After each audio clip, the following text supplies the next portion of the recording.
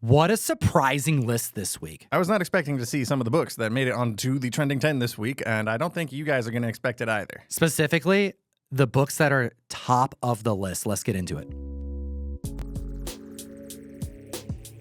Another week, another list. We got Fire Guy Ryan. We got Comic Butch in the house. Hit the like for him because if he does a good job, he's replacing Russ. Yeah, he also runs an LCS too, so that's the reason he's on here. He's got good input, and we're excited to hear what he has to say. Hit the subscribe button. We cover the trending comic books every single week for you, and we've been doing it for over 6 years straight without skipping a beat. And what a glorious time to be alive and into comic books, unless you're Tony Stark. Here at number 10, Blood Hunt Red Band Edition number 4, the 1 in 25 variant. This is an old school EC Comics homage, specifically to Tales from the Crypt issue number 28. This is a 1 in 25 variant, so again, like we always say, it should be selling for about $20, $25, right around that ratio number. This week, we're seeing $75 average sales, and this book just came out a few days ago. I've seen this book hit over $100, and it makes sense. Keep in mind, this is a Marvel comic, owned by Disney, and we have Blade burying Tony Stark alive on the damn cover with the Iron Man helmet on the headstone. Yeah, it's reassuring to see that Disney is willing to kind of take risks of this variety, especially leading up to Deadpool and Wolverine with a hard R rating and a lot of F-bombs and cursing and blood and guts in that movie, presumably. It's encouraging. Again, we were all kind of worried that Marvel would sort of get downgraded, I guess, or become Disney-fied and safe. So this is a good sign, especially with all the upcoming Red Band series that Marvel's producing too. Issue 5 drops July 31st, and instead of the usual 36 pages, it's going to be a bit longer, 44 pages, making this $1 more. And yes, there's going to be a Red Band incentive variant. And yes, that's the severed hand of Miles Morales. It's an homage to Vault of Horror number 30. It's a cool-looking book, and I wouldn't be surprised to see that hit the list in about a month, so keep your eyes peeled, I guess. I'm going to call it right now. It's not that risky of a call to make. These books have all been hitting this list, so let's find out together. Do yourself a solid. Support the show. Use code Tom101 on Key Collector Comics. Available for both Androids and iPhones.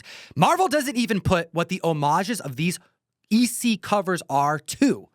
If you download Key Collector Comics, you're going to keep up with all things comic books, and that information will be provided to you so you can shop not only modern incentives that are going nuts, but the Golden Age counterparts that they're homaging to. Actually, that wasn't a terrible transition because there's some useful nuggets of Key Collector wisdom sprinkled onto this book right here. Number 9 on the list, Uncanny X-Men number 133. This is part 5 of the Dark Phoenix saga, but if you weren't aware, this is also the first time that Wolverine was ever on a cover all by himself. I've always thought that this was such an underrated Logan Key, and the collectors, people who are adding Logan Keys to their PC, they know this book. Not only is it his first solo cover, but this is where you find out and you get like validation that Logan has healing powers. He's talking about his adamantium claws. He's talking about himself in the third person. It's dope as hell. And this book is hitting $100 average sales, $7.95 for a CGC 9.8.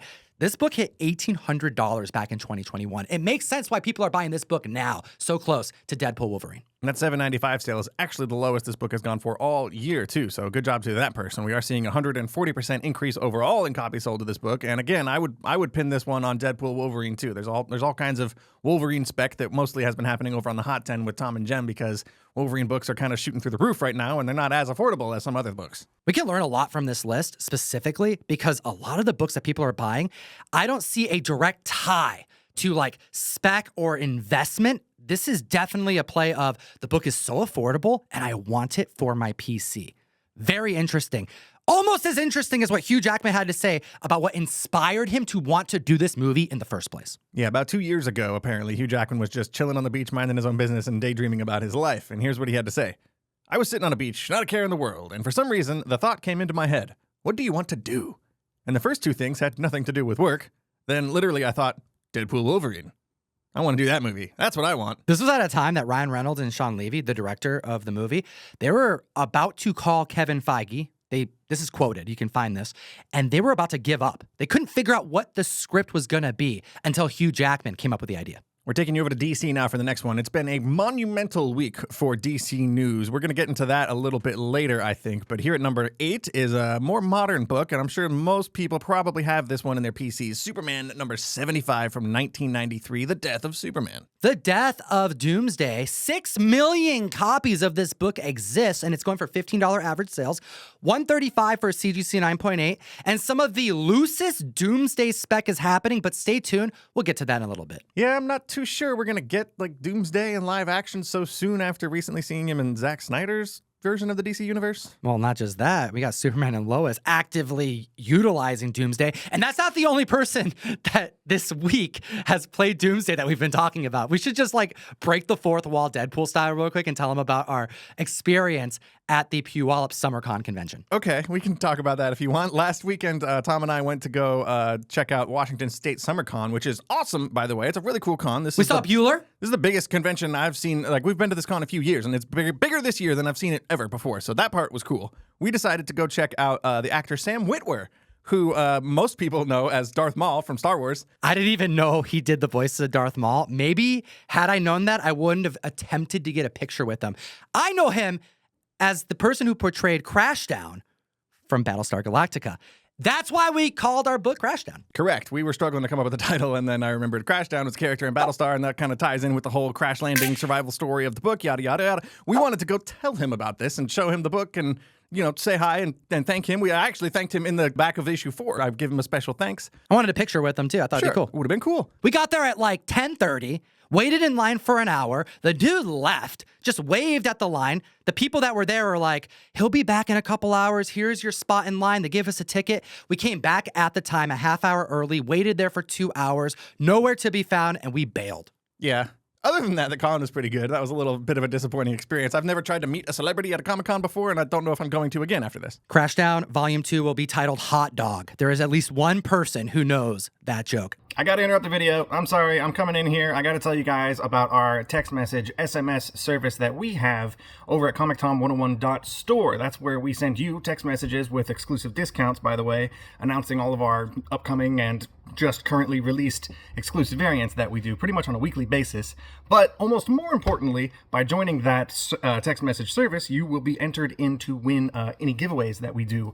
For example, this week, Andrew, you just won Lady Deadpool #1, her first solo comic, which may or may not be pretty important once we get Deadpool Wolverine here in theaters. I've already messaged you because you gave us your phone number to join this service, so we are in touch already. You're going to get this book, and moving forward, we're actually doing 2 giveaways next week. We've got this new TMNT Last Ronin Re-Evolution issue #2 exclusive done by Bjorn Behrens. They've got certificates in the back. This is our new exclusive that we just dropped last week, which you would already known about if you had joined this service in the past.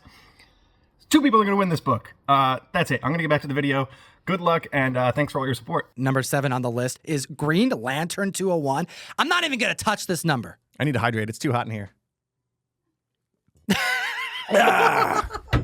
Number 7, Green Lantern 201. This is the first appearance of Kilowog, who's basically the drill sergeant of the entire Green Lantern Corps. But I don't know if that's necessarily why this book is on the list this week. We got the confirmation of the Lanterns series.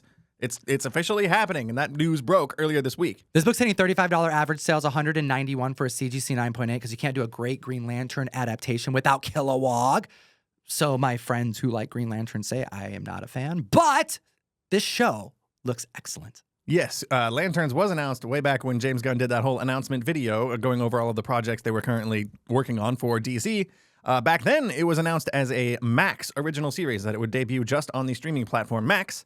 But this week, when they announced the show, it was actually confirmed to be debuting on HBO proper. It's going to be on the actual network alongside all the greats. HBO is my favorite TV platform, and I couldn't be happier about this news, honestly. This move from Max to HBO proper is them essentially saying, gear up. This is going to be greater television than you're used to. And listen to this lineup.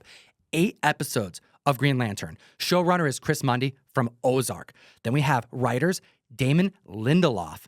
You know him from Lost and freaking Watchmen. And by the way, Tom King is attached. Yep, writers and executive producers Tom King and Damon Lindelof, who is possibly my favorite creative mind in all of television. I could not be more excited. Plus the fact that this is, they've been saying since the beginning that this show is going to be heavily influenced by the HBO classic True Detective, which you all need to watch if you have not seen. That show is about 2 detectives investigating a crime. This show is going to be about 2 space detectives, Jon Stewart and Hal Jordan, investigating some sort of earthbound crime that will supposedly feed into the seeds that the DC universe is building all around. So buckle up. I'm ready to go for this thing. And yeah, Kilowog, if you're going to do Green Lantern, you got to have Kilowog in there somewhere. He just has to be there. He was actually in the 2011 Ryan Reynolds movies, played by Michael Clark Duncan, R.I.P. Perfect voice for Kilowog. I wish we could get him back, but we can't. That's not how the world works. We sold out of last month's mail call early, and I think we're going to be doing the same thing this month. Go to ComicTom101.com, join the July mystery mail call. 1 per box is a Boys #1, American Flag, Homelander, Johnny Desjardins cover. And that's the first appearance of Billy Butcher, Huey, and A-Train. It's a Virgin variant going out to every single member, but that's not all we've announced this week. Also 1 per box, a Peach Momoko, first appearance of Surge, her new character, going out to every single member. Ultimate X-Men's fantastic. Y'all got to read it, and if you haven't, you're missing out. You can get issue 4 in our box right now, ComicTom101.com. We put back issues in the box, prints in the box, sprinkle minor keys and major keys in the box, and you support the show directly. Can I tell them about the Skybound image thing that you told me about the other day? We are officially working with Image and Skybound. They're sending us comic books to put into our mystery mail call, and we're going to just be adding these to our already completed boxes. And I'm talking incentive variants, cover A's, cover B's, random variants, and so much more. That's exciting. I love Image. That's possibly my favorite publisher in the industry right now. And if we could just add some random good reads to people's boxes, I think you could not do any better than that. Your boy's teaming up with publishers. Oh, number 6 on the list, Superman. This is All-Star Superman #1. This is the book that James Gunn keeps reading and tweeting about because it was so impactful in his task of writing a Superman movie. Will it be a direct adaptation? Absolutely not, but the book is selling aggressively. And it's selling aggressively this week because pretty much the entire cast was caught filming scenes on the streets of Cleveland earlier this week, and all week long we've been getting just a deluge of street set photos of practically every single character in this movie, and I've been over the moon excited based on the looks of these characters and their costumes. Everything looks exactly like it was ripped straight from the page. Classic James Gunn. $8 average sales, $140 for a CGC 9.8. Let's go through the cast. Of course, we see Superman, but we see David Cornsweet as Clark Kent. And I don't mind his hair. He actually looks different. Yeah, it's a little goofy at first, but when you think about it, it's a very good disguise. And I'm sure once we see it in action, it's going to be even better. Superman and Lois, Lex Luthor, Perry White, Jimmy Olsen, Cat Grant, Steve Lombard, and of course, Mr. Terrific. Fair play, looking dope as hell. We even got shots of people like started to forget we're going to be in this movie at all. Like we got the engineer, we've got Eve Tessmacher, and there's even Ron Troop, who we talked about him joining the cast a couple weeks ago here on this very list. All in all, I'm excited. I'm ready for the street photos of Guy Gardner, of Nathan Fillion to show up as my boy Guy Gardner, Green Lantern stuff. We got to see Hawk Girl. There's a couple other characters. Supergirl. Right? There's people we know who are going to be in this movie but have not been spotted yet. But this is basically the entire cast right here this week. Ultraman or Ulysses. Getting ahead of yourself. That's number 5 on the list, bro. Superman number 32, seeing $30 average sales, $40 for a CGC 9.8. What's going on with this? Because the spec, according to Key Collector, inside sources, as well as many leakers have said that we're going to see an evil version of Superman. Yeah, I'm just excited to see anything from the New 52 hit one of these lists because that's my favorite era. That's the era of comics that got me into reading weekly comics as they were coming out. But this right here is actually a double key. You got the first appearance of Mr. Oz. I don't want to spoil any of that stuff, but Mr. Oz is a pretty cool plot line in the more modern Superman comics. Go check that out. Kal-El, baby. Spoilers. And you also got Ulysses in here, and that's the reason people are speculating on this character and this book in particular this week. We are seeing a 500% increase in copies sold due to another character that was spotted on the set of Superman this week. However, we don't know the actor who is playing this because this character is fully covered head to toe in a full black suit. Looking like Black Noir a little bit. And here's the thing. This could be an amalgam of multiple characters. So it doesn't mean that the spec is wrong, but people are going all which ways. But what we do know is the scene, the leak, shows this character just like tossing Superman around. This might be considered light spoilers, but these set photos and even some videos have been making their rounds all over the internet this past week. This mystery character was filmed lifting Superman up off the ground. His Superman has been handcuffed, and they're being escorted away by soldiers of some kind. And yeah, this character is dressed head to toe in black. He's got a U on his chest, which is extremely similar to this character Ulysses, who doesn't have his face covered. But other than that, he's got the all black, and he's got the U on his chest. The U is also reminiscent of the character Ultraman, who is an evil alternate version of Superman from Earth 3, part of the crime syndicate. Wouldn't it make sense that if it was Ultraman, they wouldn't want to show the character's face because it's going to be the same actor who portrays Superman? It's got to be a big reveal. Sure, and there's been, a lot of leaks and rumors that we will be getting Ultraman in this movie. But if James Gunn is doing what he usually does and is taking people straight from the comic books, this character would look exactly like Superman. It would probably be played by David Cornsweet. The only difference between Superman and Ultraman, apart from the horrible personality, is a U on the chest instead of the classic Superman S. So that's another connection to this mystery character with the U. Maybe Lex Luthor is creating a clone of Superman. Maybe this clone is not just an amalgamation of those two characters, but maybe this is like an origin of Bizarro. But there was also another character that debuted in full suit temporarily. That's the Doomsday thing that we hinted at earlier. If you think back to the very first early appearances of Doomsday when he was like in that containment suit head to toe. Doomsday? That's pretty flimsy to me. I'm not sure we're getting a Doomsday version here. I'd be leaning much more towards some sort of Bizarro, maybe Ultraman mix-up, and Ulysses is a very good bet, too. If you own a bird, you better hide it. Number 4 on the list, we have Proof Number 1. This is from 2007, and this book had a monster climb because no one was speccing on it. An increase of 1,450% because it wasn't being purchased, and now it is, and it's seeing $45 average sales. The show's been picked up. It's heading to Fox. Correct, and it seems like every week there's a comic on this list that I had not heard of until the list comes out, and I'm excited to kind of check this one out. It sounds a little bit like Powers from Bendis and Michael Avon Oeming. That's a cop show with superheroes in the mix. They describe it as like X-Files meets Men in Black. The only problem I have with that is that X-Files was so good because it wasn't a comedy. Yeah, and the premise of this comic is you have an FBI agent, a female FBI agent who partners up with Bigfoot, who is also working for the FBI, I believe. That sounds kind of silly, kind of funny. I don't know how that's necessarily going to work on TV, though. Hopefully play it for laughs, because I don't know how else that works. But they're like investigating other like mythical creatures. Seems like it could be fun. Kind of Department of Truth vibes in there. That came out this week, too, so maybe that's why people are thinking about cryptids and weird conspiracy stuff. Dude, okay, first off, that Martin Simmons cover was so powerful, so dynamic. And then you see that Alex Ekman lawn cover, JFK.